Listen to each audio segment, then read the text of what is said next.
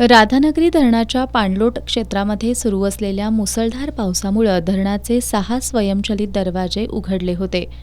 धरणाच्या 6 स्वयंचलित दरवाजांसह वीजगृह सांडव्यातून एकूण 10,068 क्युसेक्सनं भोगावती नदीपात्रात पाण्याचा विसर्ग सुरू होता.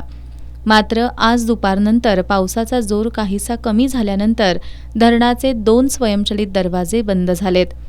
त्यामुळे सायंकाळी 7 वाजेपर्यंतच्या नोंदीनुसार भोगावती नदीपात्रामध्ये 7,212 क्युसेक्सनं पाण्याचा विसर्ग सुरू आहे. मात्र रात्रीत पावसाचा जोर वाढल्यास स्वयंचलित दरवाजे उघडू शकतात. विसर्ग वाढण्याची शक्यता असल्यानं भोगावती नदीकाठच्या लोकांनी सतर्कता बाळगण्याचं आवाहन जलसंपदा विभागाकडून करण्यात आलंय. काळम्मवाडी इथल्या दूधगंगा धरणातून पाण्याचा विसर्ग वाढवण्यात आलाय. धरणाच्या 5 गेटमधून 2,500 क्युसेक्स तर जलविद्युत केंद्रातून 1,000 असा एकूण 3,500 क्युसेक्सनं पाण्याचा विसर्ग सुरू आहे.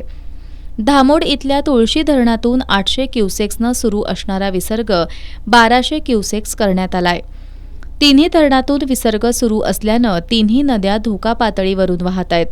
त्यामुळे प्रशासनाकडून दक्षता घेण्याचं आवाहन करण्यात आलंय. वादळ आणि पूरस्थितीमुळे भोगावती नदीपट्ट्यात झाडे आणि विजेचे खांब कोसळल्यानं पिरळपासून येळवडे पुंगावपर्यंतची गावं अंधारात आहेत. महावितरणचे कर्मचारी पुराच्या पाण्यातून दुरुस्तीची कामं करतायत.